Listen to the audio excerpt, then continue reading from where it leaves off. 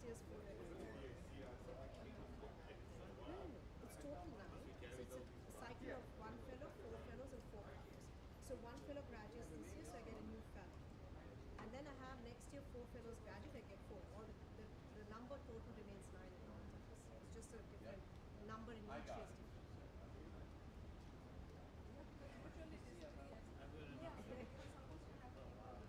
No, but it's yeah, because I think the way it was set up before, it was like which hospital we were meeting or something like that. So I didn't change it because it seemed to it seemed to work okay, so I just didn't want to just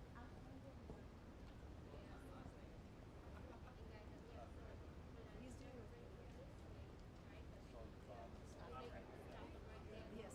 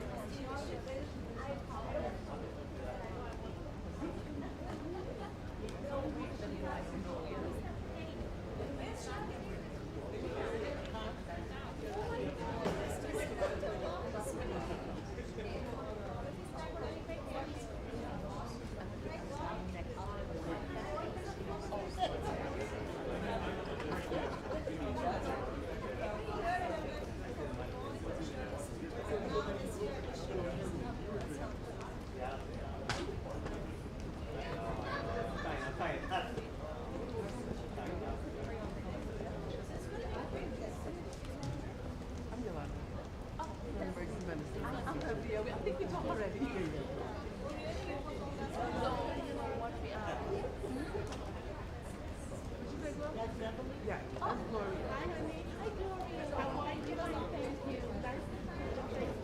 Exactly. Now I know who you are. So when I'm talking with everybody on the phone, I know exactly who it is.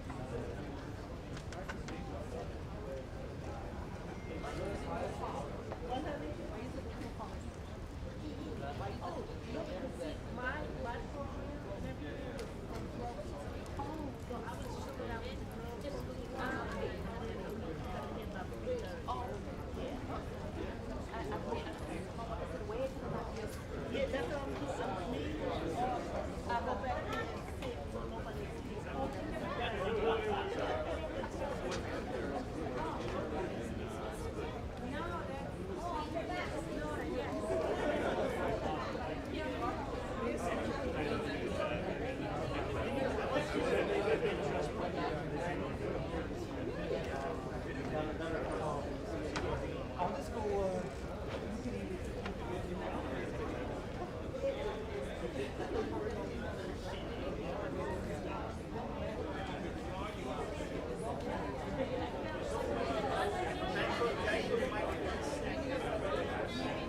She's coming back. No, I can stop it.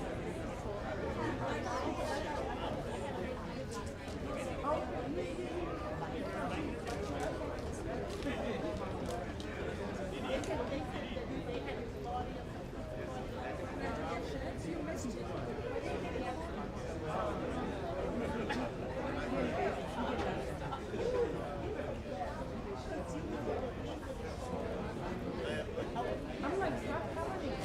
I'm over it. I can see it.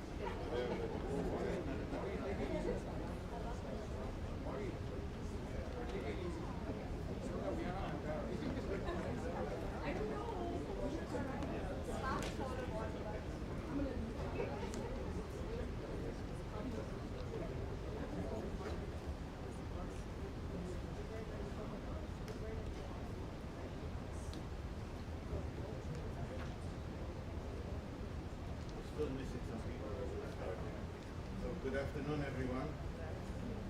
It is an honor for me to present to all of you the residents and fellows of the Cook Hospital Center graduating class of 2022.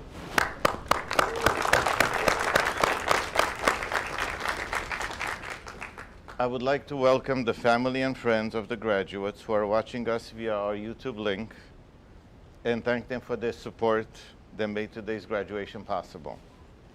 Please join me in applauding the hard work, dedication, and achievements of our 2022 graduating class who persevered through a worldwide pandemic.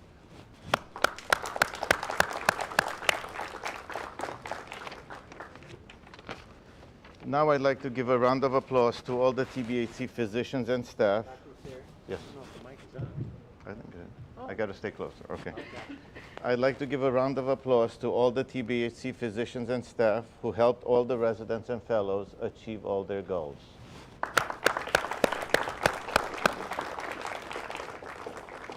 I would also like to welcome our chair of our Board of Trustees, Mrs. Lizanne Fontaine, our members of the Board of Trustees, our President and CEO, Mr. Gary Terinoni, our Executive Vice President and Chief Medical Officer, Dr. Vasanta Kandamudi, Senior Management, Departmental Chairs, Associate and Assistant Program Directors, Program Coordinators, Faculty, Residency, and and of course my GME team to this special event. Next, I would like to ask Mr. Terinoni to say a few words.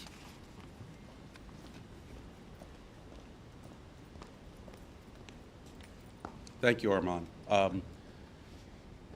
First of all, I'd like to congratulate all the residents graduating today. So, job well done. I know it's been a long road. As I've gone to a couple of the parties, it's interesting because I think there's been a lot of comments about the last 2 years. So it does give us a recollection of what we've been through, and it has been a tough 2 years. But as I related to the earlier crowd, it's interesting the way I kind of looked at it, at least from an administrative perspective and from a healthcare perspective. You know, it's like getting called to service, right? My father was in World War II, served 5 years. I had a lot of uncles that were in Normandy and D-Day. And so I know, Jim, your father was the Marine, yeah. And so, you know, I think about, I'm not sure if they were drafted or not drafted back then, but there was no hesitation for them to get called to duty, and they went and they served. And I know in my father's case, my mother's mom would not let them marry until he came back alive after 5 years. That was interesting. So he was actually a little bit older when they got married because of that. But I've always thought of that, you know, in terms of even whatever profession we do have. So it's kind of makes sense if you're in healthcare and we get something like a pandemic, what do you do, right? And I've always known, even though I'm not a physician, but wherever I've worked, it's been even the administrative folks would be called to duty, like you have to do what you have to do. No one ever thought about the pandemic or to that degree, but it did happen, and we did get called. So it's almost like, you know, you're battle tested. And I never thought, like some of the CEOs I know in the city, they disappeared during COVID, right? They were in their places in Florida or Connecticut, whatever. There was a couple advertisements or articles in the paper about that. But I know with myself and my team, and particularly the doctors, I mean, there was never a question of what this organization was going to do. And like no one ever even thought about not coming to work or working from home. Obviously, it would be difficult for you guys to do that because you're on the front lines providing the care. But while you might not have seen us, we were there. We had a war room.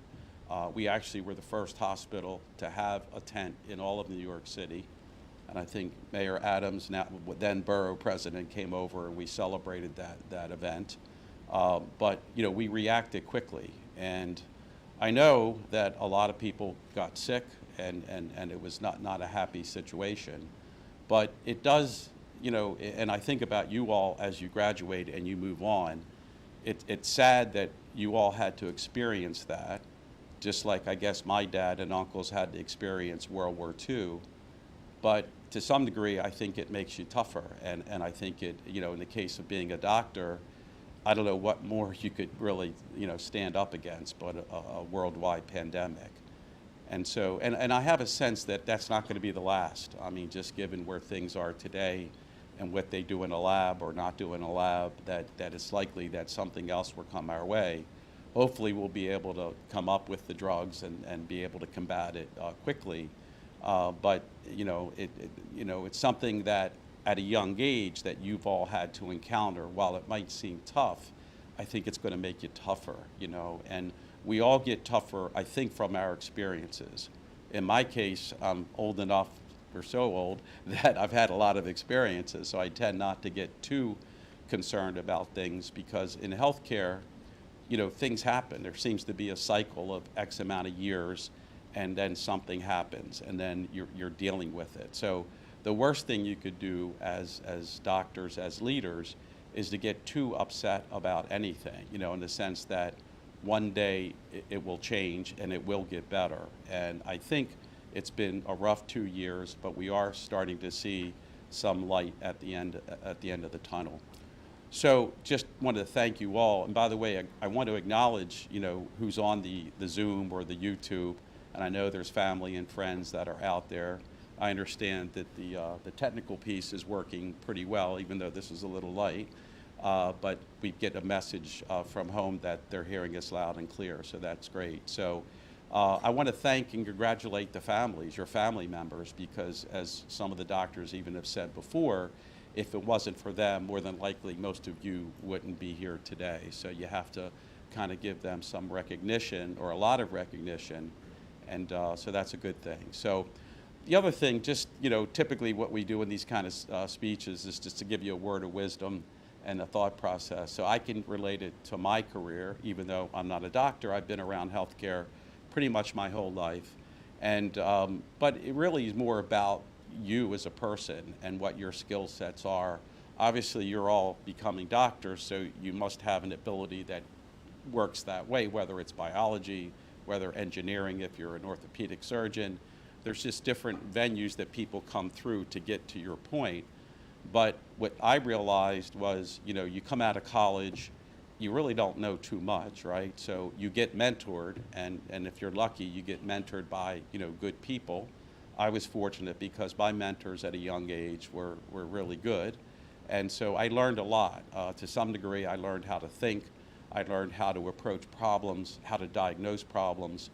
But then that's one thing. The second thing really is, though, what you are as a person, what is innate in you, of probably what traits you've inherited from your parents or your relatives, and that's important. So when I came out of school, I really didn't know what I was going to do, and so, you know, I would look at it like 5 years out. I'd say, okay, I'm making this move, and this is where my background and skills take me, which at that time would not have been a lot.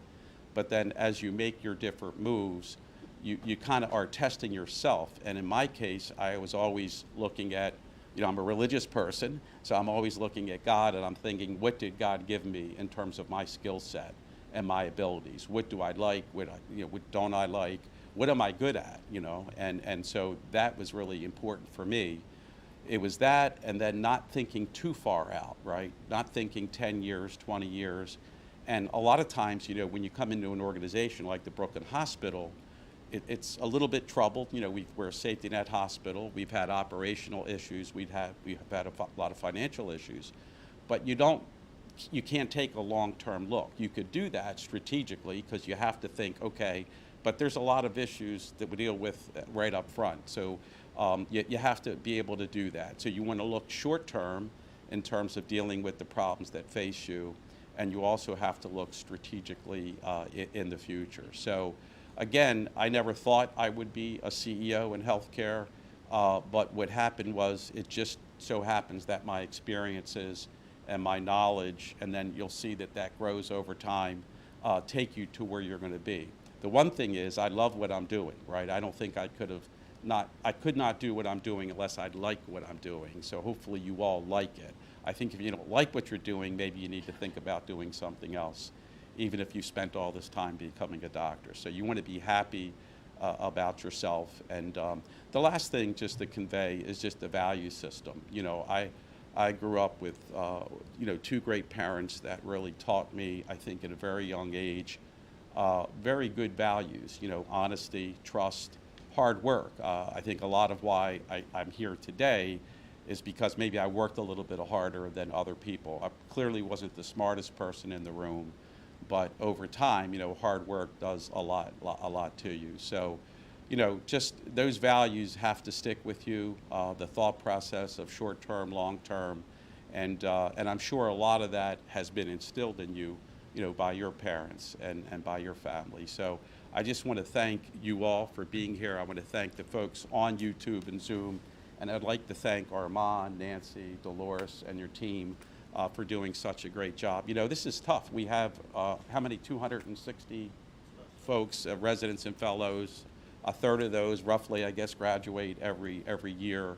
And then the last thing is, I'm just so happy to hear, and I was just talking to Andre Benet, our interim chair of the ED. I'd love to hear where the folks are going to be going.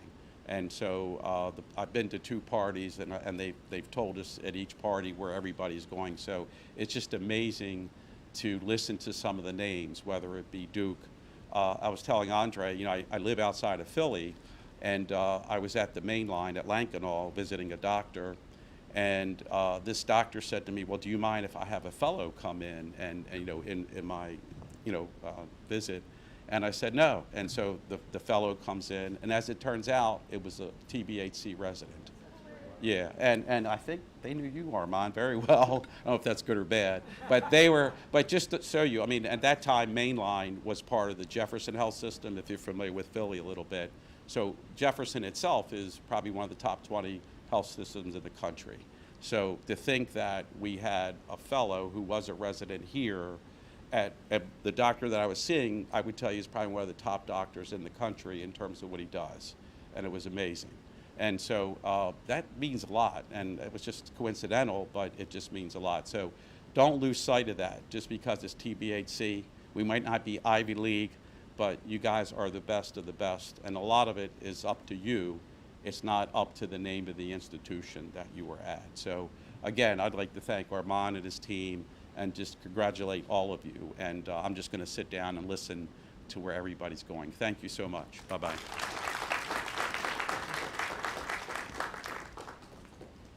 Thank you, Mr. Terranoni. So next, I'd like to introduce our House Staff President, Joseph Heaton, who's graduating from our Department of Internal Medicine. Joseph is an Eagle Scout as well as a trustee and firefighter for the Farmingdale Fire Department in New Jersey. He obtained a Master's of Biomedical Science from Rutgers, followed by an MBA in Healthcare Management from Capella University. He then obtained his MD degree with honors from St. George's University School of Medicine in 2019. Following TBHC, Joseph will be joining Jersey Shore University Medical Center as a full-time faculty attending in the Department of Internal Medicine. During his time at TBHC, he has authored multiple articles and has had multiple podium presentations. In his latest role as House Staff President, he performed an excellent job. He was a strong resident advocate who worked closely with myself and the GME office, and he participated on multiple committees.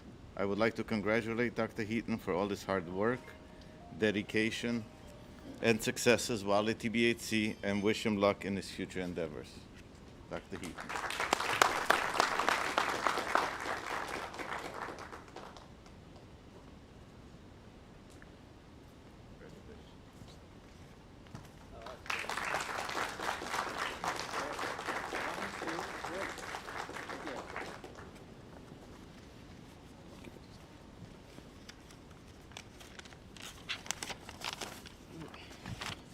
Hello, I'm Joseph Heaton, President of House Staff.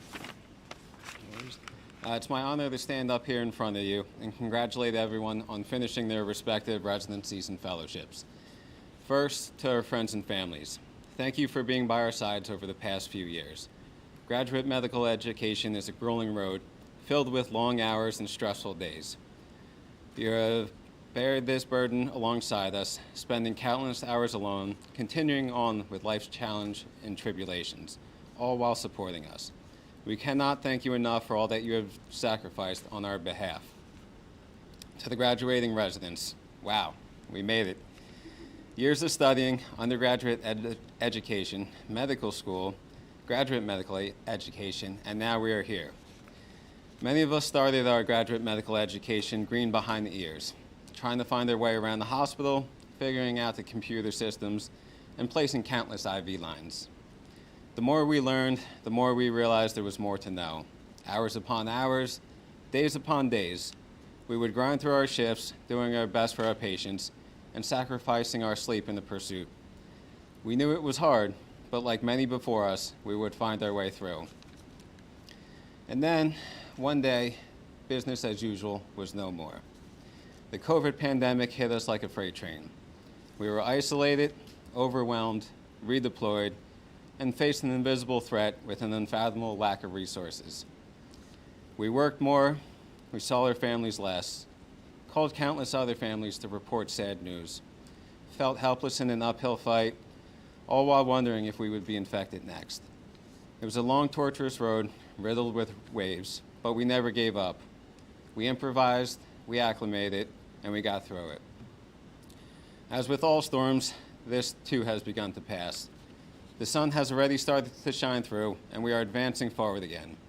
It was your hard work and perseverance that carried you through. Remember this, as life will always have challenges, but if you can overcome that, you can overcome anything.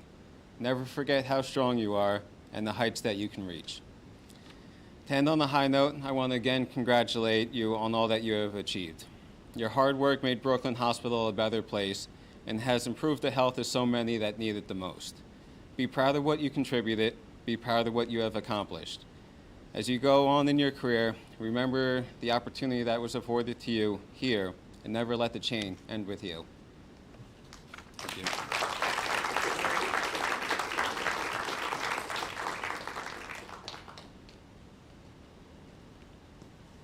So as you all know, there's a lot of research that's being done at Brooklyn Hospital. We have had many publications.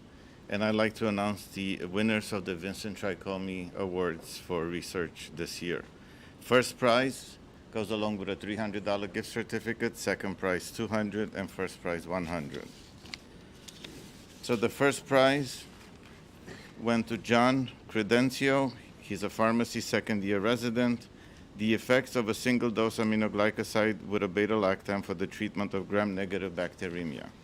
He received the award this afternoon, earlier today. The second prize goes to Racha Patki from Pediatrics, third-year resident, evaluation of pediatric chest pain in the ED.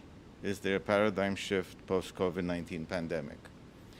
And the third prize went to Joseph Heaton, third-year internal medicine and house staff president, impact of frailty on outcomes in acute ST-elevated myocardial infarctions and percutaneous coronary intervention. So congrats. So this afternoon we have emergency medicine, internal medicine, and all the fellowships. So we will start with emergency medicine, and Dr. Andre Bonnet, acting chair, please come up.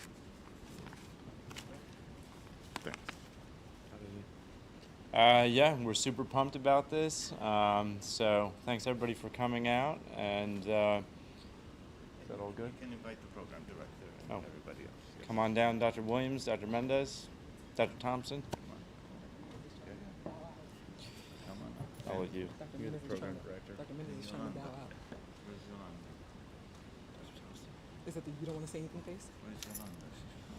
I'll say something. Yolanda. Oh wait, let me put that down. He's taking a picture. Wait, hold on. He's taking a picture. Here. Hey guys, how's it going? 1, 2, 1, 2, 3. Good. Nice. You know, I just want to welcome Dr. Andre Bonnet on board. I thought there might be a chance that I might have to speak, and I didn't want to embarrass myself, so I prepared something, because I'd rather do controlled rambling. So for those of you who do not know me, I'm Antonio Mendez, and I'm going to speak on behalf of the department. For those of you who do know me, I'm Dolores Mendez's husband. This is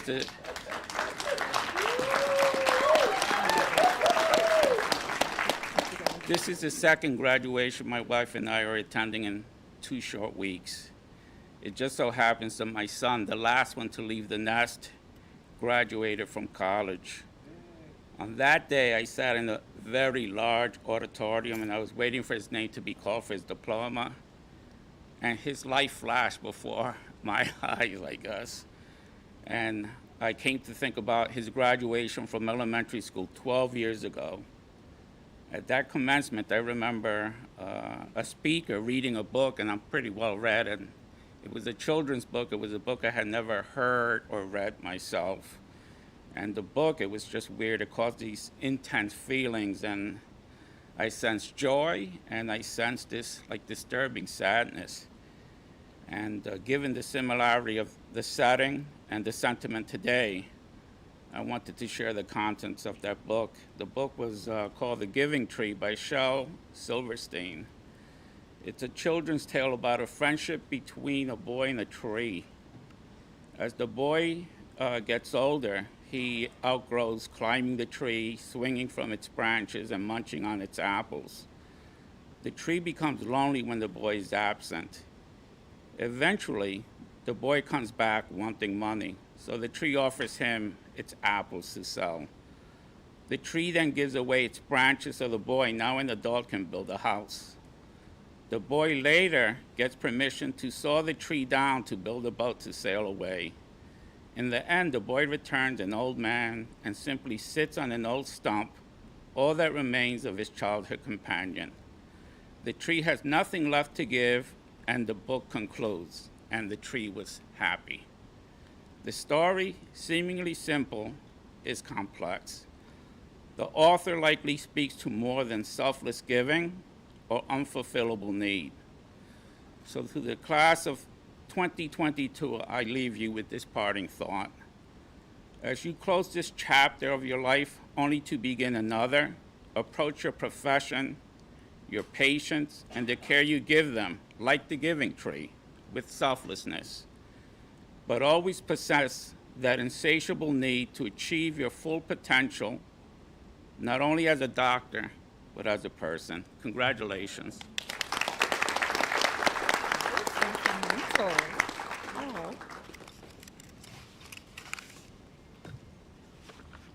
I won't even start with I'll be brief. All right, let's see.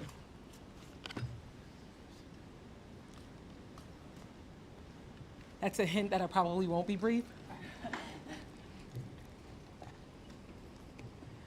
Good afternoon. I would first like to acknowledge our senior leadership, Mr. Terranoni, Dr. Condamudi, the Board of Trustees, to the chair of my department, Dr. Andre Bonet, to my vice chair, to all of the other departmental chairs here, to to Dr. Asarian, our DIO, and the House staff and GME office, to my fellow program and fellowship directors, associate and assistant program directors, and program coordinators. Most importantly, I would like to acknowledge the graduates of every residency and every fellowship program represented here today. And to your families who are unable to physically be here with you today and see the culmination of their years of support and tireless commitment. In 1892 Germany, the Brothers Grimm told of a very famous story. This story is one of a fair young woman whose wicked stepmother, the queen, sick with jealousy, ordered the murder of her innocent stepdaughter. Later, she finds that her stepdaughter is alive and well, living in a cottage with 7 friendly minors. And our tale begins. Once upon a time, in a faraway land of Fort Greene, begins the tale of the class of 2022. In this story, we find a beautiful yet fierce young physician whose intense surgery prelim year caused her to flee into the very dark, stench-filled subway station of the MTA, where she finds her way to a quaint little college called the Brooklyn Hospital EM Residency. It was nestled between the Barclay Center, the Brooklyn Navy Yard, and the trendy up-and-coming downtown area. It was so beautiful. And even though the sign says it was built over 175 years ago, it seems so modern, especially the shiny new emergency department. She could smell the tulips and the aroma of green bites and loving oven as she walked by. She pushed through the revolving doors of the quaint little college, up the escalator and to the elevator. Which button should I push, she thought. 2, 3, 3M, because there's no 4, 5, 6, 7, 8, 9. Oh no, level B's for me. That floor looks interesting. I'll push that one. And so she arrived in the basement. She walked into the emergency department where she found 7 little miners. The 7 miners were excited to see such a fierce beauty, full of technical skills and a certain twinkle in her eye when there was a need for an invasive procedure. She was bold, fearless, intelligent, and ready to take on any resuscitation that rolled through those cottage doors. Always pleasant, prompt, and ready to work, calming angry patients and soothing the staff. Snoli Pulikatu smiled only as she can. She looked sternly over her glasses and ordered the 7 miners to get in line. She took command of the room and began to sign rolls. And although at first they tried to resist, Snoli Pulikatu cracked her whip. Mirror, mirror on the wall, who is the boldest, most fearless of them all? It is Dr. Leah Pulikatu, who will begin her own fairy tale as an attending physician at St. John's Episcopal Hospital in Far Rockaway, New York. And so the 7 miners lined up as told, eagerly awaiting their assignments. First in line and always ready was Preparedy Dwarf, ready for any and every situation at any and all times. Nothing would ever catch him off guard. You can always find him in the resuscitation bay, organizing and reorganizing. He made an airway cart, and a central line cart, and a chest tube cart, and a cart, all right next door to the supply closet. He was an amazing chief resident and provided conference summaries, which were very similar to an old school radio announcer's, giving us amazing play-by-play dictations of the EM academic conference. And so he'll introduce himself as told. Mirror, mirror on the wall, who is the most prepared dwarf of them all? Dr. Stephen Simon, and true to his OCD and incessant need to be in control of his own destiny, he will pursue a fellowship in disaster medicine at Beth Israel Deaconess Medical Center, Harvard Medical School Teaching Hospital in Boston, Massachusetts. And off he went into the woods, looking to organize the forest. Grunting, groaning, and rolling his eyes was Grumpy Dwarf. He stomped to the front of the line and approached Snoli Pulikatu. He addressed her with disdain for even having to wait in line. He shouted in the most monotone way possible, "What took you so long? I've been waiting for more than a minute. You're running this show much too inefficient. Let's improve this process." Pleased with himself, he smized with his eyes, dropped his head and scoffed as he walked into the cottage lounge to develop the process to run the cottage more efficiently. He uses only words when absolutely necessary. He pokes and prods, and everything is fine. Not fine. Mirror, mirror on the wall, who is the grumpiest dwarf of them all? Dr. Jonathan Toe will take his matter-of-fact, no-nonsense approach to Jacobi Medical Center, where he will embark on a fellowship in simulation medicine. Approaching the front of the line is a fiery one. He is viewed by some as kind and gentle, artistic and colorful, but do not provoke him for fear of waking the sleeping tiger. RT Dwarf is one who holds many talents, and just like the many different colors found in his paint palette, there are many different personalities found in RT Dwarf. There are those traits which he displays in the patient care area and those which are restricted to the cottage lounge. His vivid chalk and blackboard, just as he is in the clinical area, his vivid imagination and steady hands have allowed him to complete masterful works of art with only chalk and a blackboard. Just as in the clinical area, he lays the framework for masterpiece after masterpiece. Mirror, mirror on the wall, who is the artsiest dwarf of them all? Dr. Jeffrey Francis will begin his adventure as an attending physician, with U.S. Acute Care Solutions at Advent Health in Tampa, Florida. Avoiding the front of the line and always pushing everyone else to the forefront is bashful. He is coy and elusive. He always blushes at the mere sight of his program coordinator, concerned that she may find that he is delayed in turning his rotation packets or attending his OHS appointments. While he hides in the back during conference and rounds, normally his mood is incognito. Head down, always avoidant, looking at me with his flush red cheeks and the please don't call on me face. Although he seems to never have been paying attention, it always amazes me that he seems to have heard the entire discussion and always has the correct answer, even when it doesn't pertain to his first love, Madam Toxicology. Mirror, mirror on the wall, who is the most bashful dwarf of them all?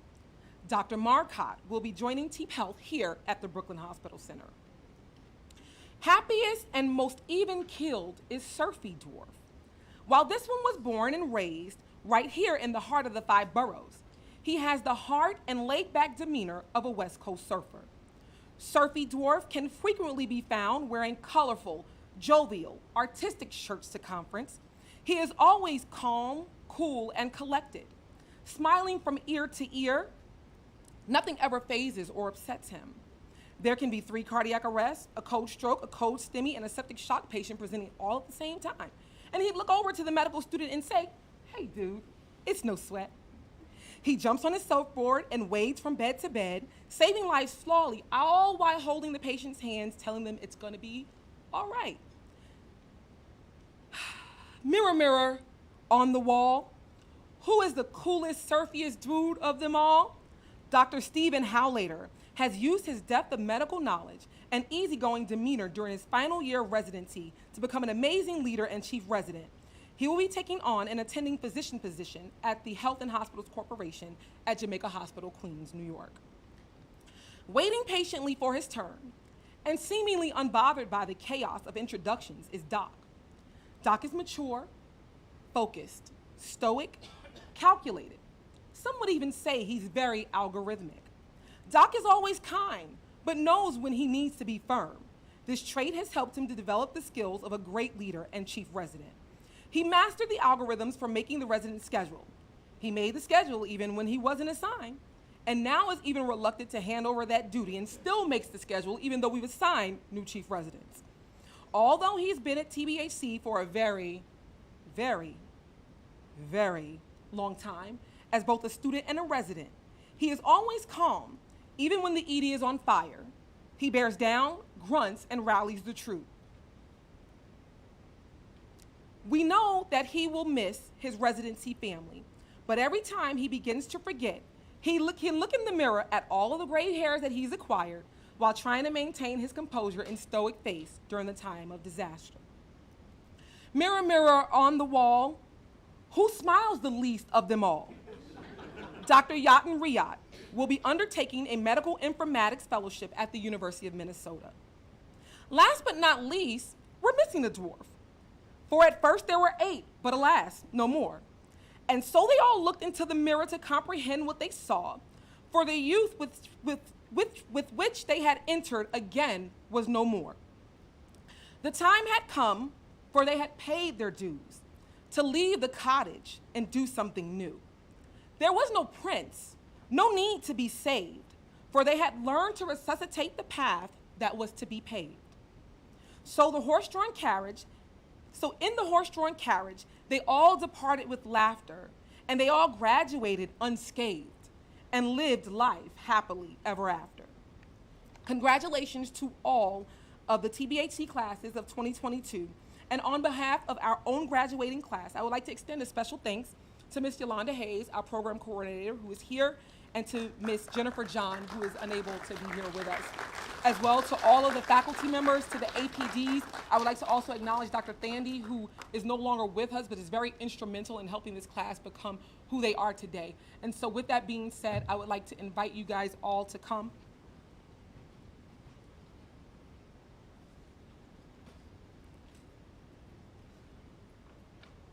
And I'll just announce their names as you all know where they're going. Dr. Leah Elipulikatu,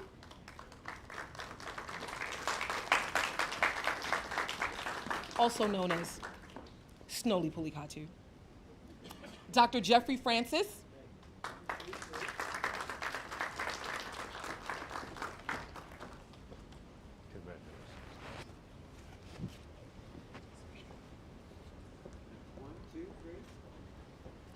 Dr. Stephen Howlater.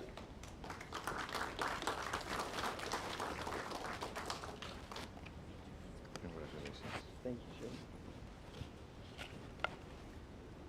1, 2, 3. Dr. Matthew Marcotte. Congratulations. Thank you. 1, 2, 3. Dr. Yathan Riyad. Congratulations. 1, 2, 3. Dr. Stephen Howlater. Oh, Dr. Stephen Simon. Sorry, we got about 10 Stevens. Sorry. I Congratulations. stopped looking. Thank you very much. I forgot my own resident's name. Terrible. And then last but certainly not least, Grumpy Dwarf, Dr. Jonathan Toe. Congratulations. Thank you so much. 1, 2, 3. Thank you all.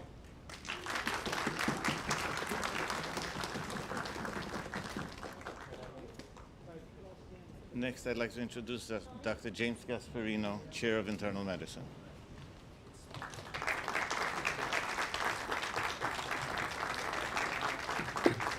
Hello, everyone. First, I'd like to acknowledge the Board of Trustees, Mr. Taranoni, and the executive team, and the GME office for their unwavering commitment to your graduate medical education. It's really unprecedented. And of course, I'd like to congratulate all of you on attaining this important milestone in your professional lives. And yet, for yet another year, we've seen our graduates enter esteemed fellowship programs and employed positions at a number of academic institutions across the country. And just a few here I'll list. The Brooklyn Hospital Center being one, Mount Sinai, Washington University, Baylor, UCLA, Cooper Health, and the University of Kentucky. So everyone, a round of applause. Outstanding. You know, frequently I'm asked by graduating residents to provide some help in kind of what will it take to be successful as you move from resident to fellow or resident to attending in some cases. So, and I'll share with you some of my thoughts. So professional evolution will rely heavily on your commitment to mastering both the science and the art of medicine. So guess what? There's some homework involved. And I would like to just separate out these two just briefly for a moment and just share with you my thoughts. So mastering the science of medicine enables the practitioner to apply the latest evidence to the patient in front of you. So the astute clinician is going to understand data validity, is going to understand the analytics involved in taking data, turning it into results, and also have confidence that the logic used to translate those findings into clinical recommendations is quite sound. And I think if nothing else, the COVID-19 pandemic really taught us the value of the scientific method. Now, the art of medicine is different. It requires a different set of skills and attributes. In that regard, three things matter. One, having empathy, demonstrating compassion, and then practicing medicine with integrity. So empathy is defined by some as like understanding someone else's feeling or someone else's suffering. Compassion includes that, but also creates the motivation to alleviate that suffering. And of course, integrity is much more than just honesty. It's consistently doing the right thing in just ways. And we now know, actually, that compassion and empathy are important healthcare characteristics. That is, they produce the better patient experience. They produce better outcomes. It produces a better quality of life for physicians. And maybe because when you have empathy and compassion, maybe the mechanisms that you're going to try a little bit harder, you're going to check a little bit more, you're going to be a bit more committed because you really feel for that person in front of you. We also know that integrity produces credibility. And credibility as a physician will open up doors that you would never believe would be there for you. And the thing about credibility is you can't fake it. But the great thing is no one in this room has to. So congratulations. Thank you.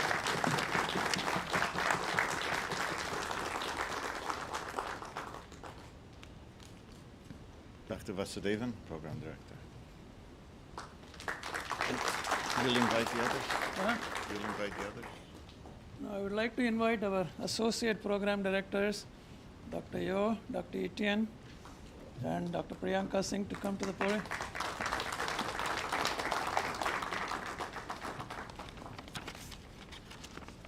Take a picture.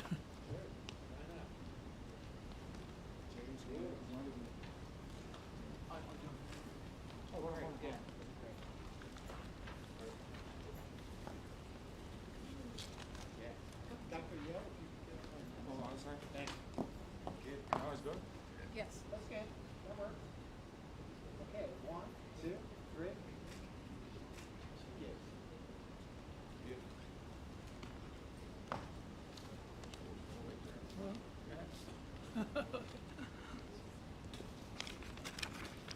Mr. Ternoni, Dr. Kandamudi, Dr. Azarian, Dr. Gasparino, and the senior leadership of the Brooklyn Hospital Center, and my colleagues and our graduates. On behalf of the medicine department and our administrator, I join all of you in congratulating our graduates of 2022. All of our graduates have earned our respect and admiration. We are truly honored to be part of your medical journey. The graduates of 2022 are very special, and you deserve a very special recognition. You will be remembered as the residents that were trained during the COVID-19 pandemic that claimed many lives. You provided care for the most vulnerable population. You have worked tirelessly and saved countless lives and kept our communities safe. Your dedication and courage deserves our deepest gratitude and admiration. Take pride that you are graduating at a very special time. You are graduating from a 175-year-old hospital, a pioneer and a premier healthcare education in the borough of Brooklyn. And you are poised to do great things in healthcare. You have excelled in a very dynamic and demanding learning environment. You have built a solid foundation to be competent, compassionate, and caring physicians. You are far better prepared than most to navigate any challenges in the workplace. You know what other residents don't know about from the other programs.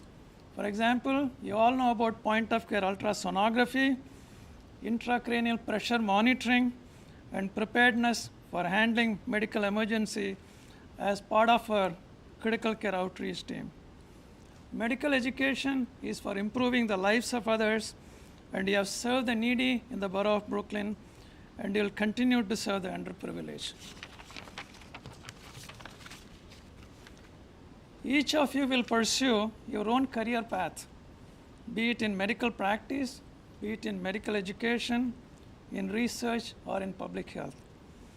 Many of the graduates have chosen to continue fellowship training in highly competitive fellowship training program in prestigious university hospitals, including the Brooklyn Hospital.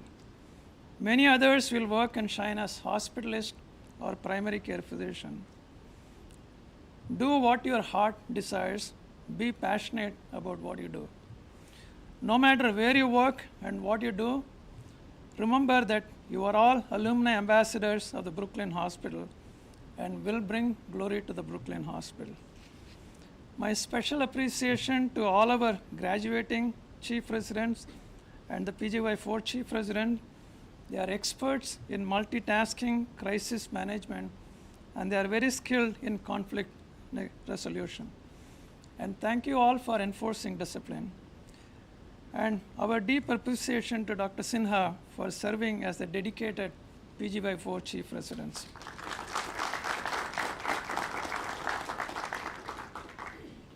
All our graduates have endured the grueling residency training and have acquired the knowledge, the practical skills, and the professional attitudes. And you're all proficient in all the domains of ACGME core competency. You are all now certified to be trustworthy and ready for independent, unsupervised practice. I offer my best wishes for your continued success and happiness, and thank you all for keeping Brooklyn healthy. Thank you very much.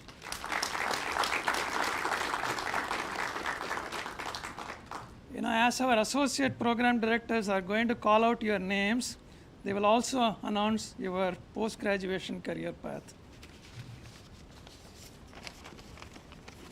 Right, first we'd like to bring up Dr. Rakan Alganama. He was one of our chiefs. He's going to be staying with us at Memorial Sloan Kettering. He's going to be pursuing infectious disease combined with critical care fellowship. Next, we're going to have Dr. Leila Cordero. She's going to be going to Florida at the dedicated Senior Medical Center as a primary care doctor. We have Dr. Khoi Paul Dang Ho. He's going to be going to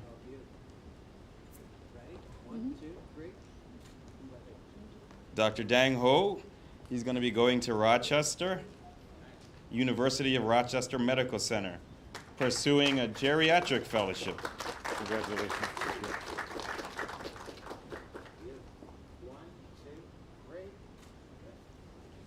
Next, we have Dr. Viplav Deogankar. Viplav is going to Maryland at MedStar Shaw Medical Group as an internist. Congratulations. Thank you.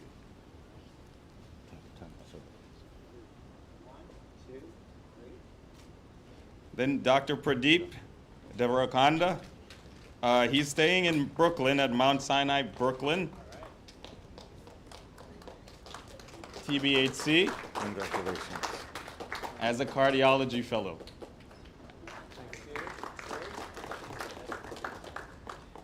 We have Dr. Lohitha Dulipala. She's going to be joining Staten Island University as a HEMONC fellow. Congratulations.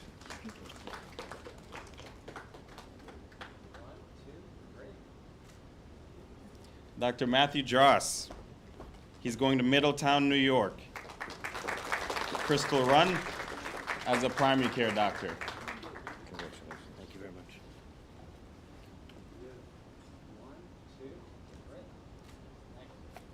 Dr. Akshaya Gopalakrishnan, our chief, one of our chiefs. She's staying with us, New York City, Icahn School of Medicine, Mount Sinai, cardiology fellowship. And we have Dr. Joseph Heaton. He's going to New Jersey, Jersey Shore University Medical Center, and he's going to be a hospitalist there.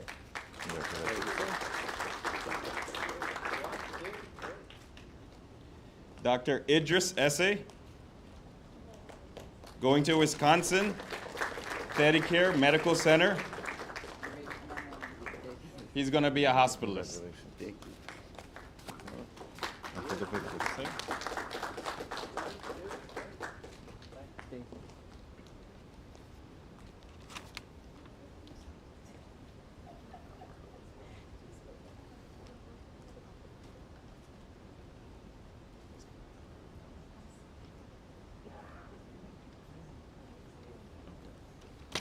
Sorry about that. Dr. Huck, Amar Huck.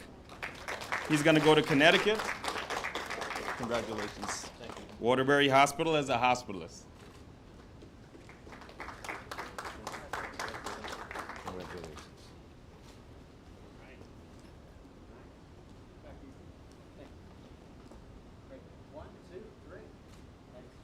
Then we have Dr. Karki, Monica Karki. She'll be going to Florida and Broward Medical Center for cardiology fellowship. Congratulations.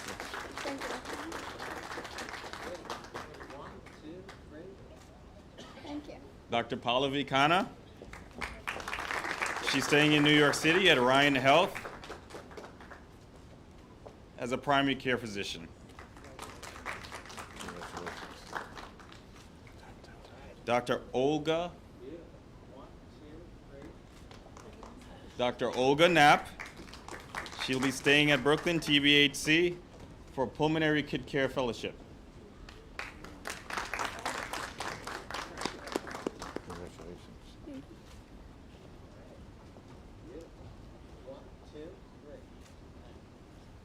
Dr. Robert Kosalka, is he here? All right. Dr. Ryan Kowalski. He's going to Springfield, Massachusetts, UMass Bay State Medical Center. Actually, his anesthesiology residency. He can't get enough. Congratulations.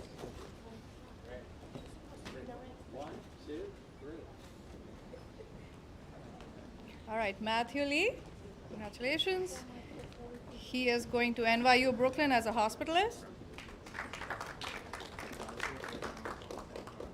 And we'll be seeing him at Brooklyn Hospital.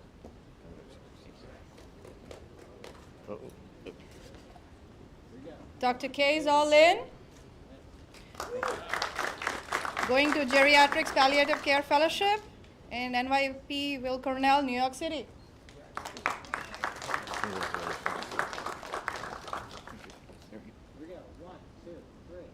Dr. Mohammad Mahmoud Rahman.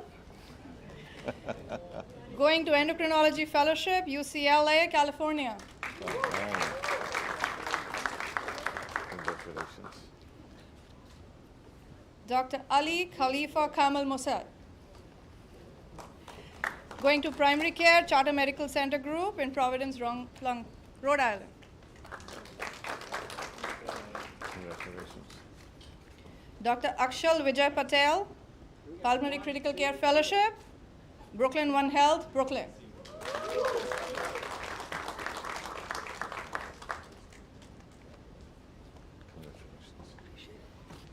Dr. Dhruv Praful Patel, ID Fellowship, University, Kentucky.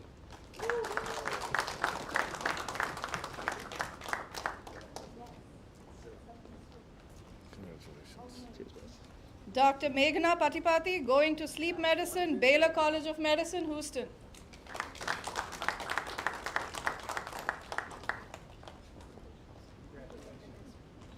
Congratulations. Thank you.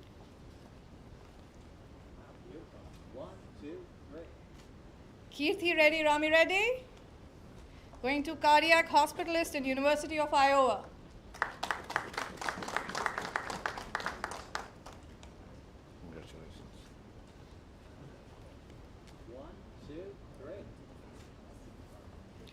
Jason Ravidas.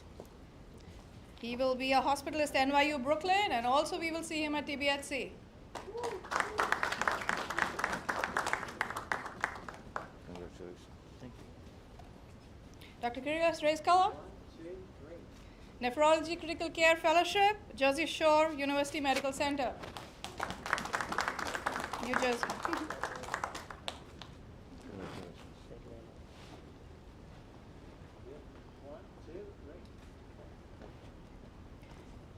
Dr. Anuj Shivalangaya, Pulmonary Critical Fellowship here at Brooklyn Hospital. Wow.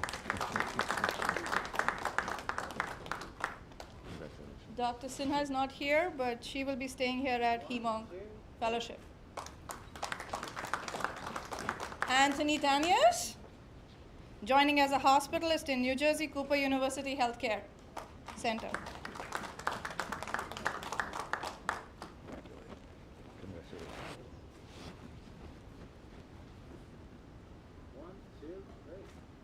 And last but not the least, Swati Velagapudi, joining Nephrology Fellowship at Washington University, St. Louis.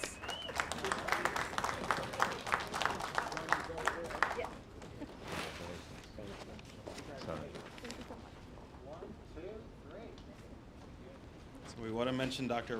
Robert Kasalka. Wasn't here, but he's going to Pennsylvania, Thomas Jefferson University Hospital, also nephrology fellowship.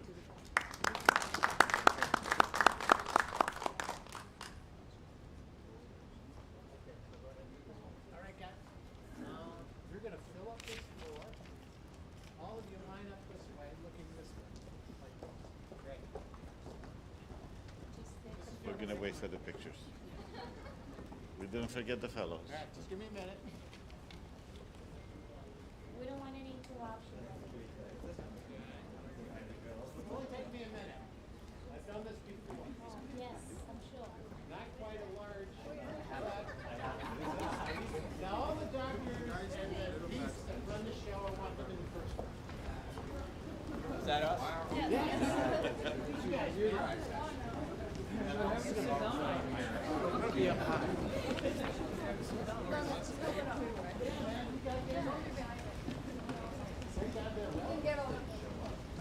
Come around. All right.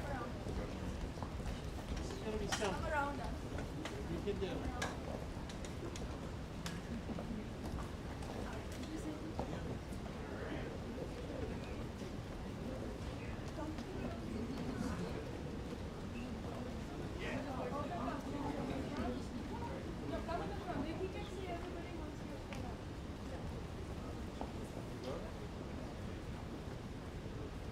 Okay. You people in front, take half a step forward. Good. Good, that's good. I want to spread it out. If you could, you guys could move a little that way. And then you in the second row, you can move a little that way. Good. Tall guys in the back, that's good. You know, this might just work. As crazy as it sounds, this might just happen. Let me power up. Oh, this is great. That Brooklyn Hospital thing behind you, man. This is historic. All right, 1, 2, 3.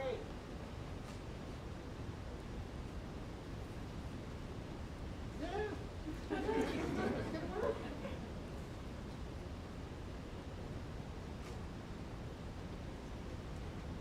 It's working. Oh. All right, one more. Actually, 2 more. You never know who's going to blink. It's going to take a lot of Photoshop. Not really. You guys are great. 1 more. 1, 2, 3. You did it.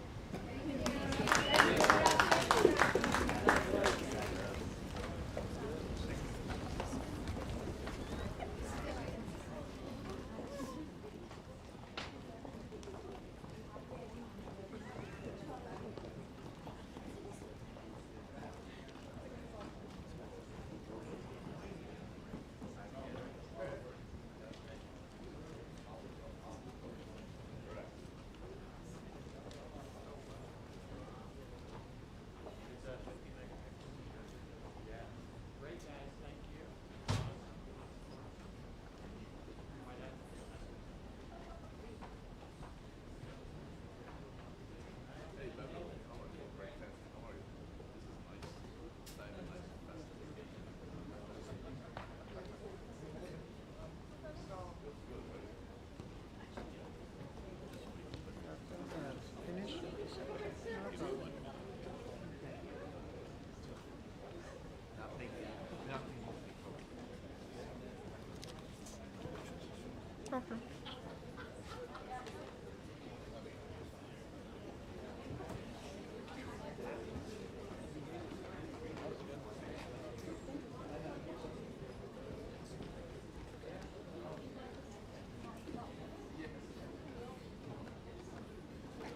So now we're going to present our graduating fellows. We will start with cardiology and Dr. Ayala.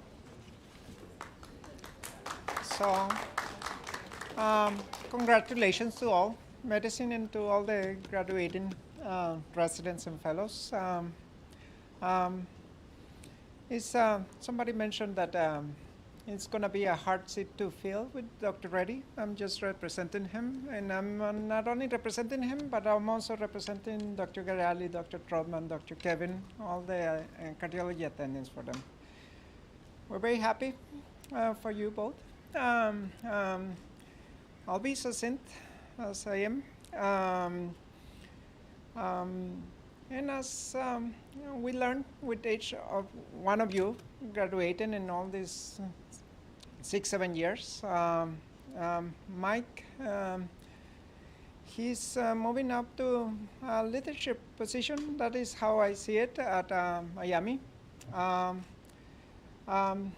He's been a leader since he was little, first year intern. He's been a teacher, as the residents will remember him, and I expect them to remember him, and I remember him. One of the things that he taught me is that we have to be up to beat with medicine. He, in part, he didn't taught me, but he reinforces the thought about following Twitter. Although I push him not to follow it as a reference, it is keeping abreast about medicine, and I will read any tweet that you put up there.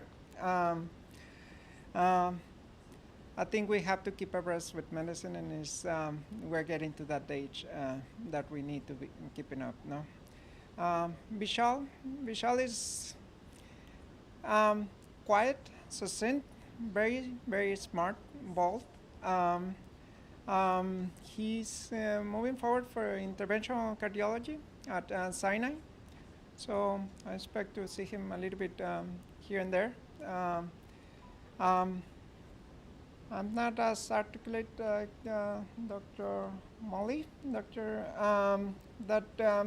we see you as a family, despite that some of you grow up. We expect you to come back or say hello every now and then. I do not know what else to say, so come on, guys. Congratulations.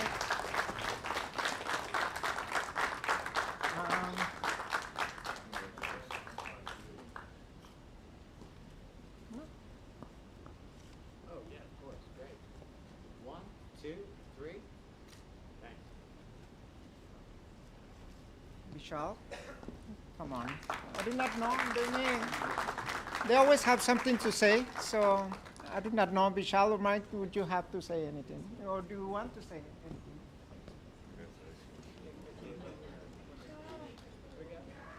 Look at me. 1, 2, 3. Thanks.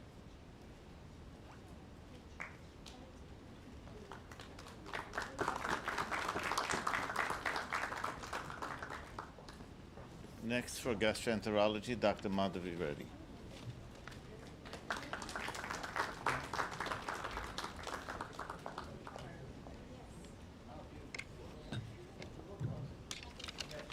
Dear graduates, families, faculty and administration, congratulations to all graduates of 2022. Today it's my honor to announce the graduating gastroenterology fellow of 2022, Dr. Manan Javeri. Could you please come up onto the stage, please? Come on.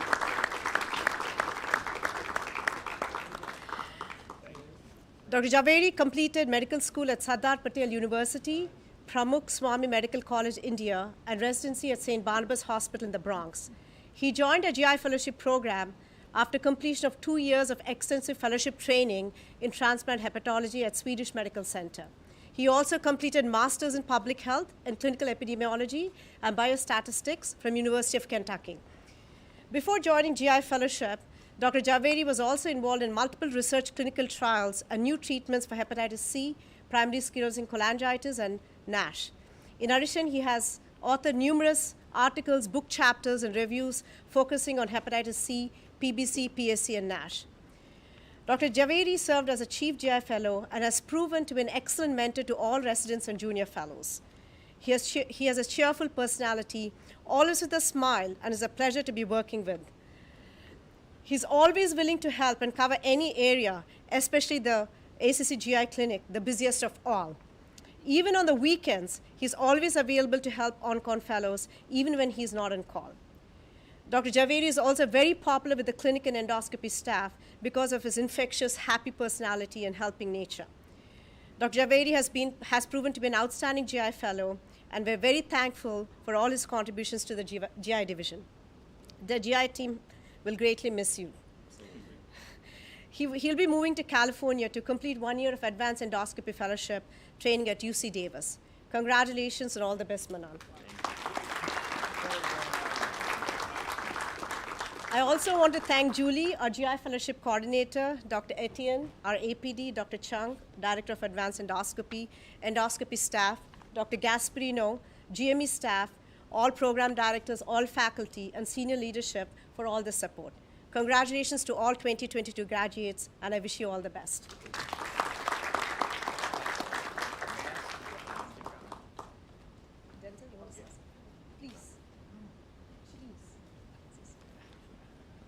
Just quickly say about Dr. Javeri, just a pleasure to work with.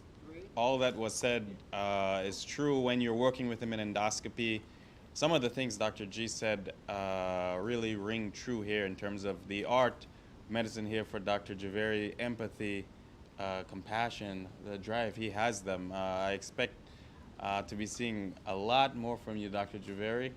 And one day we'll be quoting you as a leader in the field in liver and advanced. I do believe it. All right. Congratulations, Javeri.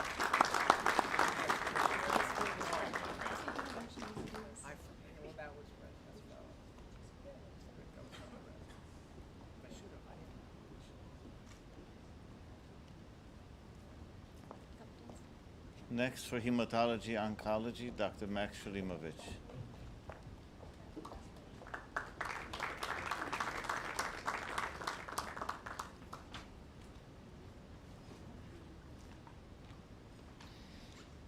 Hello, hi, how are you? I'm Max Shalimovich, hematology oncology attending. We have only one fellow this year, so my speech will be proportional, perhaps, to that. Whenever at these things, you have to sort of ask yourself, can you recommend the graduating fellow? Well, luckily, I can. And I don't want to repeat what everyone else said, although it is definitely true. He's intelligent, he's compassionate, has this integrity and this aura about him that will take him far. Particularly, what made him, I think, a good chief fellow, and in general, just a good, doc to be around, is this aura that if you know him, you would notice, of this calm kindness, which I think he really has. And I think that alone can take someone far in medicine, but that's not the only thing he has. He also has the chops to back it up. I recommend him without hesitation. I think he'll be an amazing oncologist and hematologist. And I wish him all the best. He knows how to get in touch with us. If there's anything he needs or if there's anything we can do, we will always be, as someone else had said, his family here. So if there's anything ever, congratulations and thank you, everyone. Daniel Castro. Elbows? Elbows.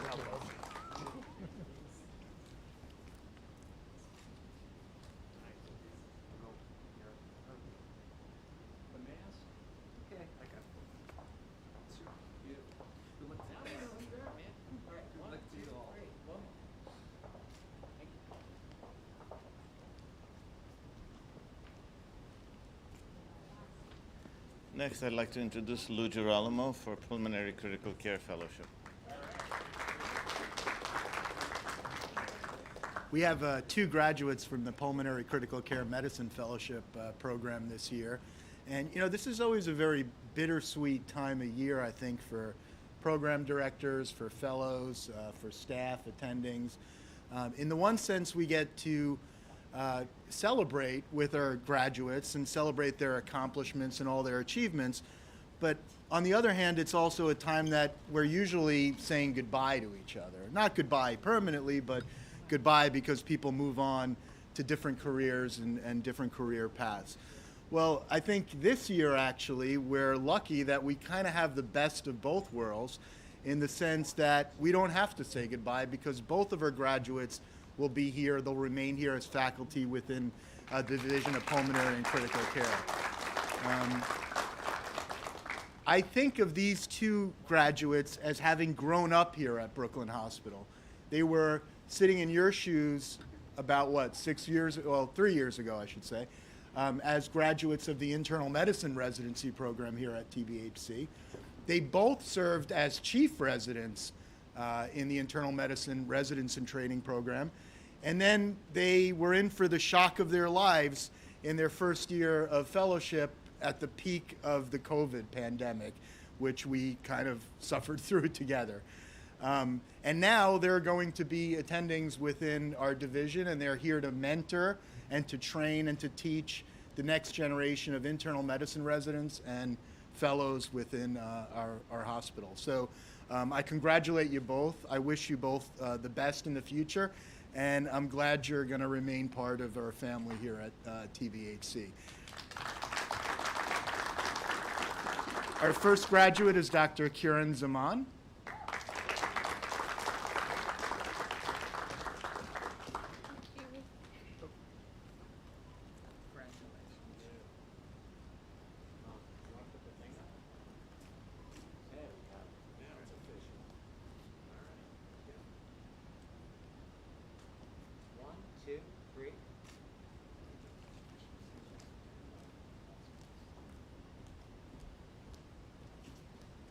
Our second graduate is Dr. Gaurav Parhar.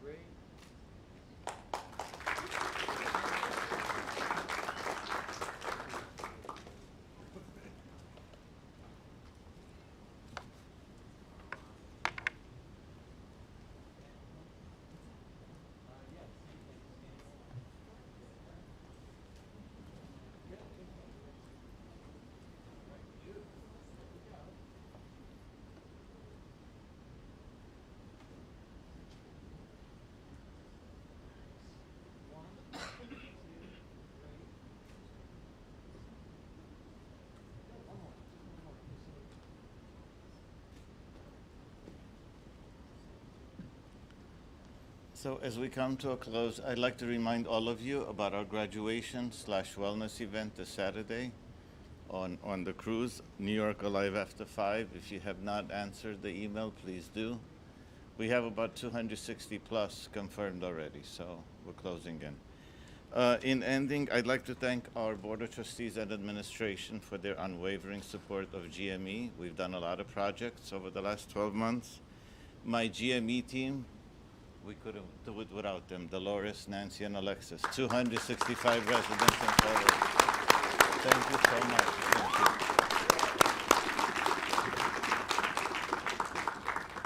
you. And now please all join me in congratulating our 2022 class, graduating class of TBHC. Congratulations.